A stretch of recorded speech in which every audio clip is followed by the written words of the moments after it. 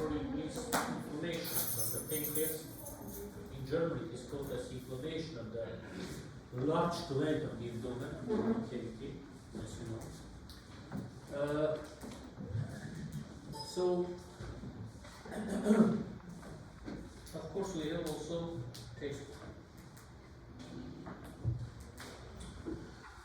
Okay, some misprintings are there, but as far as I downloaded them as images, I could not change. Okay, so sorry, it's not my spelling, it's misspellings. There are some characters. So, pancreas has three parts: head, body, and tail. It's like this. Tail is going towards the left pleural space.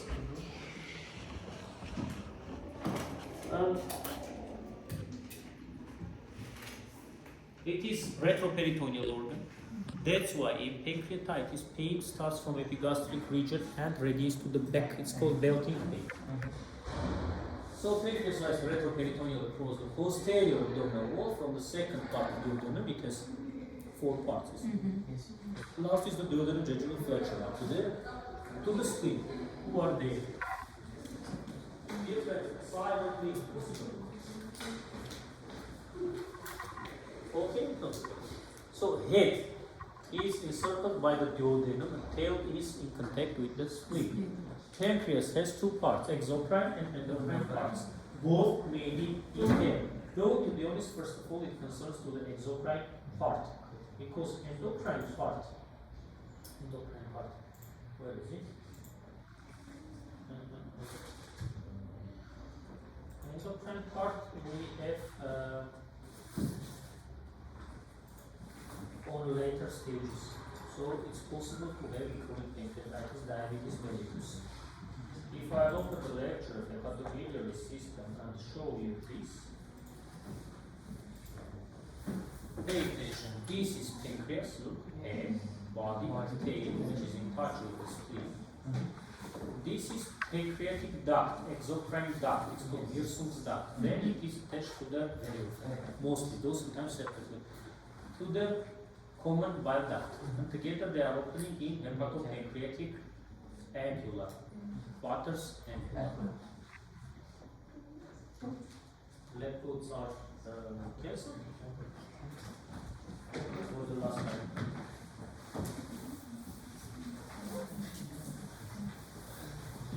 So look at this.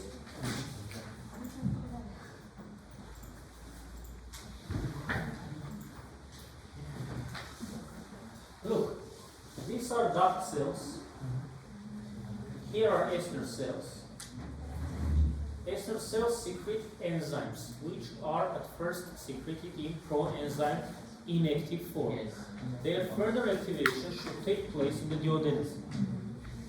Here the main idea is that they have early activation within the pancreas, which is leading to the autolysis, like digestion of the autodigestion of the gland. For some reasons, we'll speak about this. These are duct cells which secrete water solution containing sodium bicarbonate. And here are Langerhans islets, which are secreting and insulin, and not only. We have 5 types of cells. We'll speak about them. This is bloodstream, this is bile duct from the liver, common bile duct, this is duodenum. Look, first part, second part. That's why if we have tumor of the head of the pancreas, it is compressing against the bile ducts and we may have jaundice. So, the main pancreatic duct joins the common bile duct to enter the duodenum as a single duct at the ampulla of water. L usually is missing. Water. Water, or it's sometimes read as water because it's German. Now look, but in 90-95% of cases, in a few percent of cases, they may open separately without joining. In this case, we have another condition. So maybe we'll not have cholecystopancreatitis because now here we'll have bile duct stone, which may compress the common duct, not common bile duct. We may have cholecystopancreatitis. Look, what is this important? Because also cholecystitis can cause pancreatitis.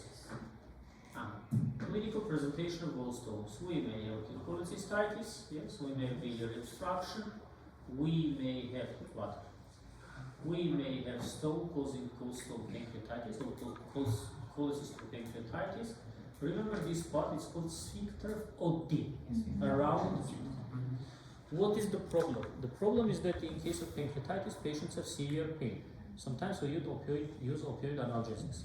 But morphine is contraindicated because it is possible that it may cause spasm of the sphincter of Oddi. Tramadol, fentanyl are not causing. Morphine itself is causing. May cause. So it's contraindicated. Just remember. So, pancreatic acinar cells produce amylase for carbohydrate digestion, lipase for fats, colipase also for fats, and proteases for the proteins, trypsinogen and chymotrypsinogen. Endocrine portion, look, beta cells, insulin alpha cells, glucagon, this printing, D cells, somatostatin, synthetic analog of which is called octreotide, or sandostatin, which is widely used for germ bleedings, for pancreatitis, as contra hormone. PP cells, pancreatic polypeptide, and enterochromaffin cells, serotonin. So we have 5 types of cells. Islet cells, endocrine cells. We have acute and chronic. Causes of acute pancreatitis are shown: gallstones, alcohol, infections, tumors, drug, iatrogenic, hyperlipidemias, miscellaneous, and so on. These cells may be scorpion bites, for example, snake bites, which may cause this. One of the leading causes is alcohol abuse, both for acute and for chronic. We'll speak about this. Gallstones also are more likely to cause pancreatitis. Drugs, medications. It's not written here, but also maybe ACE inhibitors, statins, hypolipidemic statins, not sandostatin or somatostatin, which is used for the treatment. Hypolipidemic agents. They have direct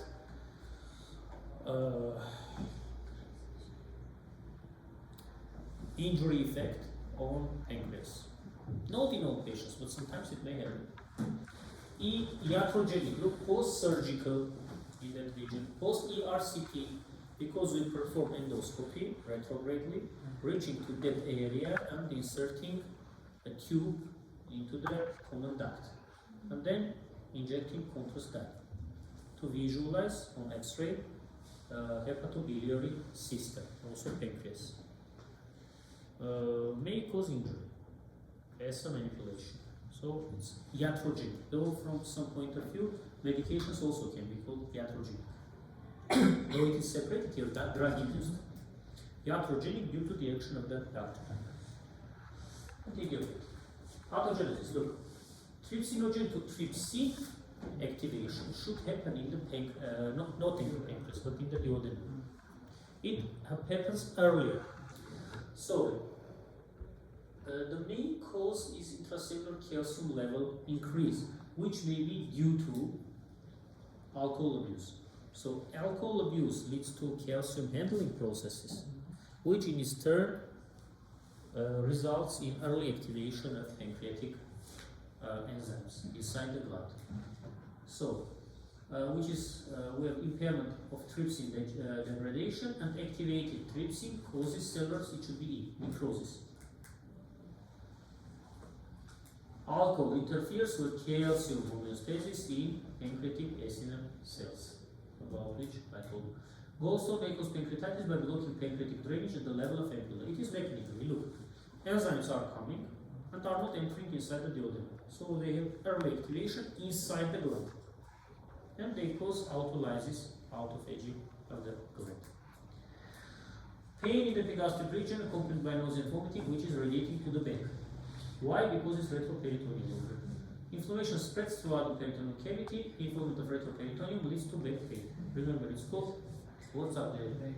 Preparing for class reasons. You have to want to have you. Why you are speaking?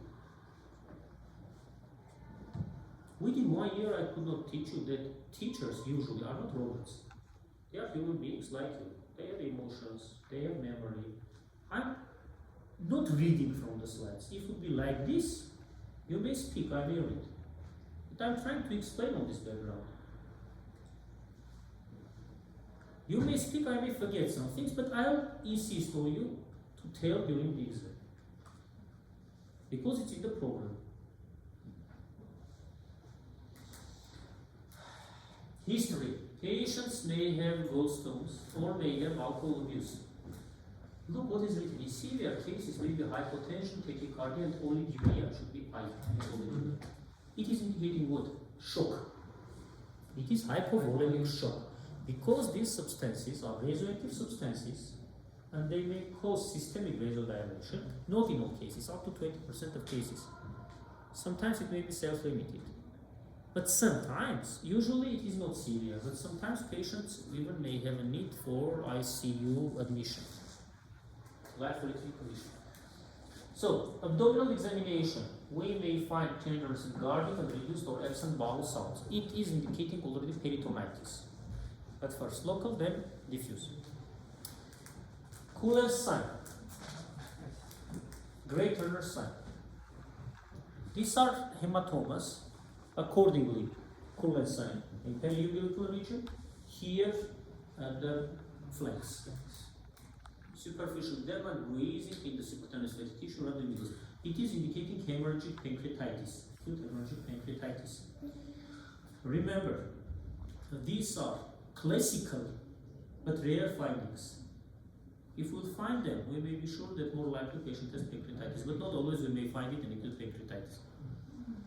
So do not get disappointed if you see a patient with acute pancreatitis without this. Yes, it is the most well known.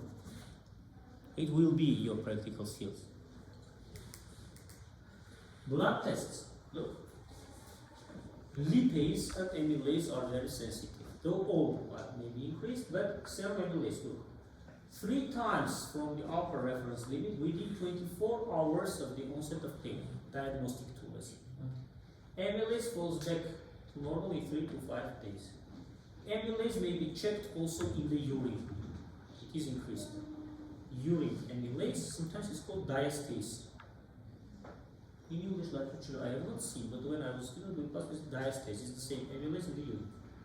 High level in the blood results in high level in the urine. Lipase also, urine amylase, look. Other tests. Blood count, urea, electrolytes, glucose, liver biochemistry, plasma calcium, arterial blood gases. They help in assessing the severity of the attack. Because we have pancreas, sometimes mnemonic is called pancreas with capital letters P-A-N-C-R-E-A-S, or Glasgow scale, or Apache scale for the severity of the condition. I'll show you a bit later.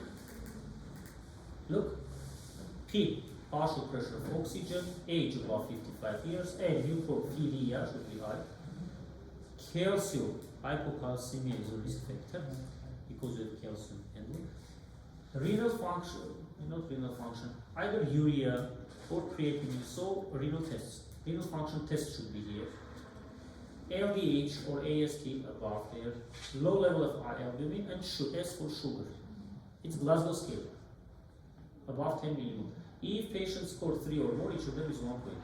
It indicates severe pancreatitis and patient should be transferred to intensive therapy unit or intensive care unit. It's the same from the textbook. Look, glucose, urea, albumin, aminotransferase, calcium, LDH or AST, and partial pressure of oxygen less than. It is indicating already to mouth-organ failure. Because respiratory failure, yes, partial pressure of oxygen is becoming less oxygenation problems. Radiology. Erect X-ray abdomen, so plain abdomen in vertical position of the patient. To exclude gastroduodenal perforation, because if there will be perforation, we'll have gas. Gas will be visualized under the diaphragm because it's lighter. That's why it's standing position. Supine abdominal field may show gallstones and calcifications. Ultrasound, very informative, non-invasive method. If we have gallstones, if we have dilation of ducts, also it's pancreatitis, yes, inflammation, edema, necrosis to be. So understand? And as you understand, author was not native speaker like us. Where is it? Dr. Zahur, I don't think is English.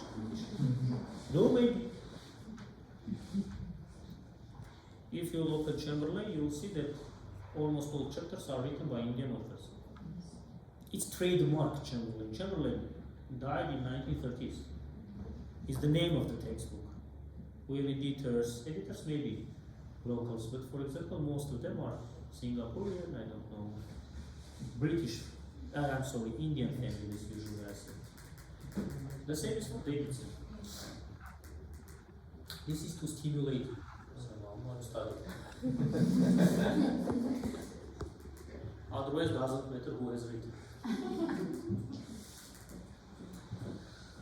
So necrosis, not narcosis. Narcosis is anesthesia. And pancreatic fluid collection, inflammation. So around the gland we may see fluid. CT scan, contrast CT scan. Look, it is done after 72 hours for necrosis. It's very sensitive. Also calcification, pseudocyst is a complication. False cyst formation we may have. Fluid collection, abscess formation. Nowadays we have MRCP and ERCP. ERCP already you understood. We perform endoscopy at the tip of which there is a balloon, it is inserted inside the common duct and we inject. And also it is diagnostic part. Also it has therapeutical moment. Sometimes we may remove those stones by this endoscopically. There are special techniques used in ERCP. It's like a little basket that it is taking the stone and removes without cutting, without incision. So here ERCP has superiority. But for diagnostic purposes, nowadays is done MRCP, which is non-invasive. We are giving contrast, MRI contrast, and look for the pancreatic hepatobiliary region. But if we will find a problem, MRCP will not remove the stone, for example. Again, we need ERCP. So ERCP is more invasive. From diagnostic point of view, MRCP is preferred. But from therapeutical point of view, of course, sometimes we need, not always, ERCP. So, endoscopic retrograde cholangiopancreatography used as treatment to remove the gallstones in gallstone-related pancreatitis. And MRI and MRCP. Maybe not. About this we have spoken. Assessment of disease activity. Here it is, Glasgow criteria. Look, majority of cases are mild and run short of self-limiting course. But up to 20-25% of cases we have complicated course and 10% of them may be life-threatening. If we have too much increased CRP, C-reactive protein, which is normally up to 4 or 5 milligram per liter, look, 250 times increase. In the first 4 days, it is about significant severity. Look, acute pancreatitis, you see, L and R, right, left, spleen, pancreas. First of all, it's swollen, look, this is spleen, this is pancreas. Swollen pancreas, enlargement, yes. Here, pancreas, here we may have pseudocyst formation, okay, not completely. That is, where is it? Oh. Also, we may find calcifications, though it's not shown here. Look around the tail. It's only this part is seen. Because look how it is done. It is done in layers. Each 5 millimeters, each 2 millimeters. There are cuttings. Now, on one image, we cannot judge, but it is given as an example here. Okay. Treatment. Treatment, of course, we don't need for the third year, but look, analgesia. Tramadol may be given, ketamine may be given, avoid morphine because it is causing contraction of sphincter of this sphincter. IV fluids, nasogastric suction, blood gases, ABG, for oxygen is needed or not, or respiratory. Antibiotics, which may reduce incidence of pancreatic necrosis. Which complications we may have? Look, one of the complications that will become chronic. It's also a complication of acute pancreatitis. Look, mild and moderate usually make full recovery. Severe acute pancreatitis, we may have insufficiency, and both exocrine and sometimes endocrine functions may be impaired.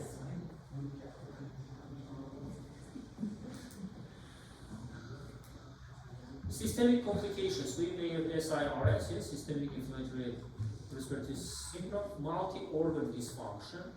We may have ARDS, acute respiratory distress syndrome, we may have acute kidney injury, and so on. Hematological, hepatobiliary, GI complications. It all is possible in acute pancreatitis. It's not written chronic, it's also a complication. Chronic, the most common cause is alcohol. In developed countries, 60 to 80% of cases, maybe metabolic, genetic, and autoimmune causes. And not always, but one of the variants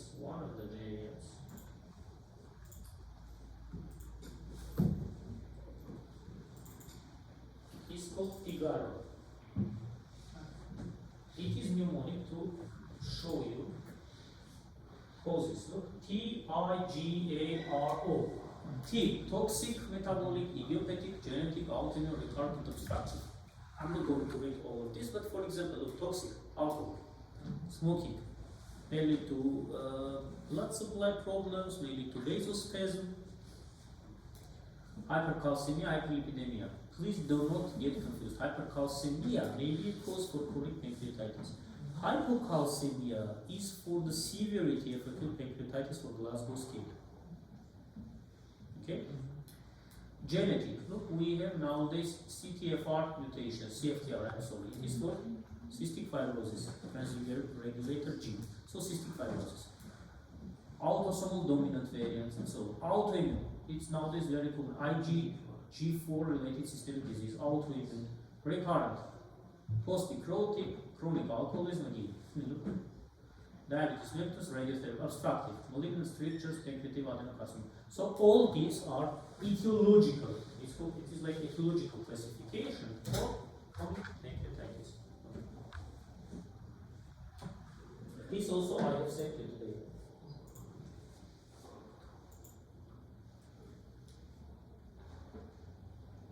Causes are written. Tigaro is more detailed, like I told you. Pathogenesis, the same pathogenesis rules, but more chronic, because alcohol abuse usually is a chronic process. Little by little, increased activation of trypsin or impaired clearance of trypsin, so trypsinogen to trypsin. Increased trypsin leads to precipitation of protein within the pancreatic duct lumen, so forms plaques and duct obstruction. Similar but not the same as for the acute. Increased alcohol, look. By impairing calcium regulation, which prevents trypsinogen activation to trypsin, and again happens what happens. Duct obstruction. Genetic aspect. Genetic factors, look, cystic fibrosis, transmembrane conductance regulator in apical surface of basement cells. Autoimmune, here it's not related, it's not dependent on trypsin level, IgG4 level, autoimmune level. Clinical features are more or less the same. Pain, reduced to the left, melting pain from the epigastric region. Anorexia, weight loss, because we have malabsorption, maldigestion. Exocrine and endocrine insufficiency may develop, for example, which means that malabsorption diabetes may be presenting features. How to detect, how to diagnose after clinical findings. Of course, always we start from clinical signs and symptoms. Serum amylase lipase may be increased. Fecal elastase abnormal in majority of cases of chronic pancreatitis. Transabdominal ultrasound and CT scan, contrast enhanced, contrast CT, provides more assessment for calcification in dilated pancreatic duct. Look, calcification. You see, this is liver, kidney, right, left kidney, vertebra, spleen, and this is pancreas. MRCP, endoscopic ultrasound. So on the tip of the endoscope there is an ultrasound device. So it is giving, yes, transducer for assessing complications up to pseudocyst formation. And diagnostic ERCP, which nowadays has been replaced by MRCP, diagnostic ERCP. For the treatment, look, chronic pancreatitis, if alcohol related, so avoidance, giving up of alcohol intake, any dosage. Opiate, tramadol, not again morphine. No steroids for chronic pain may be given. Tricyclic antidepressants like amitriptyline. It is very good for GI functional disorders, for visceral pain. Stent of pancreatic duct to maintain duct patency, possible. So, which complications we may have? Look, we may have pseudocyst formation, fluid collection surrounded by granulation tissue. If pseudocyst is less than 6 cm in diameter, spontaneous resolution may occur, or it may be drained endoscopically while under ultrasound guidance.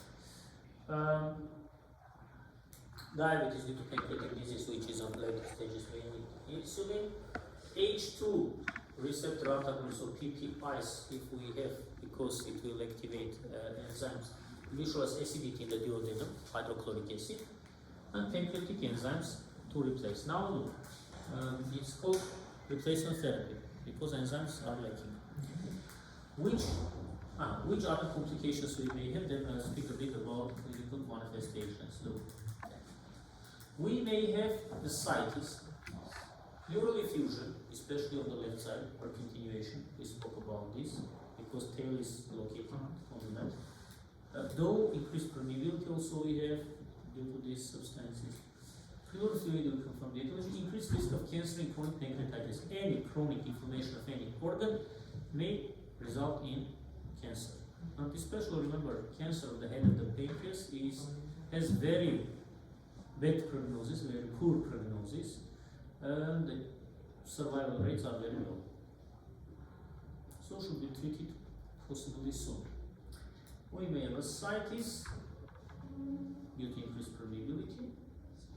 And that's all. Look, we may have other clinical syndromes. Insulinoma, gastrinoma, zoonosis, lipoma, glycogonoma, somatostatinoma, so tumors which are secreting this or that enzyme. Insulinomas, so they secrete insulin. We may have fasting hypoglycemia, sweating, palpitations, weakness. So, like in case of hypoglycemia, yes, in patients with diabetes. Diagnosis confirmed by demonstration of hypoglycemia with normal or elevated insulin level. Zollinger-Ellison syndrome, which have recurrent severe duodenal ulceration. Diagnosis confirmed by elevated gastrin level. By CT or MRI, we may find out the tumors. High-dose PPIs are used to suppress the symptoms. Vicomas, vasoactive intestinal peptide. We may have severe secretory diarrhea, which is called Werner-Morrison syndrome. Profuse watery diarrhea, hypokalemia, metabolic acidosis due to vasoactive intestinal polypeptide synthesis. Glucagonomas, alpha cell tumors, because beta cells were secreting insulin. Responsible for migratory necrolytic dermatitis, weight loss, diabetes mellitus, deep vein thrombosis, anemia, hypoglycemia. Again, we are measuring glucagon, should be again letters are in the serum. Somatostatinoma, look, rare malignant B-cell tumors, where we may have again final diabetes mellitus, ghost stools, diarrhea, and steatorrhea. They can be diagnosed by high serum somatostatic level. Here we have case histories. I don't want to discuss. If it's interesting, you may read at home. Here I'd like to speak about a few moments. Now look, if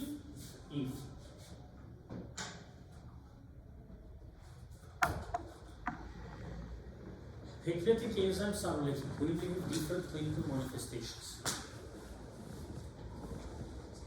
If amylase is lacking in the duodenum, not in the bloodstream is increased, we may have amyloria. Amyloria means that in feces we have undigested carbohydrates, amylorea. We may have steatoria, fat in the feces, too much. And it's not written in your text, we would also creatoria. Creatoria, creatinine, so undigested proteins. Because of the lack of trypsinogen, because of the lack of amylase, and because of the lack of lipase and collagens. So mostly these were issues regarding to the pancreatitis. Let's see what else today we may go forward. If you have any questions, please.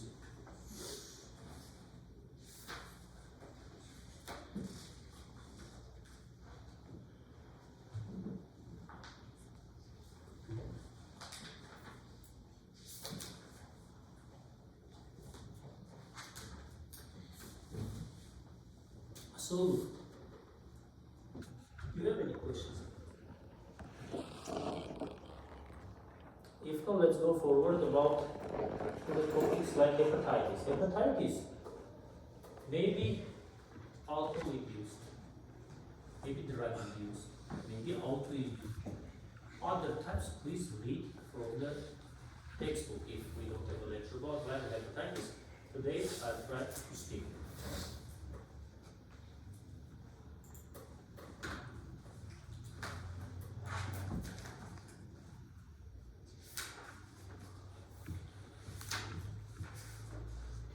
Look, then are coming liver cirrhosis and portal hypertension, jaundice, but we have spoken already about this. About liver cirrhosis, once more we'll speak.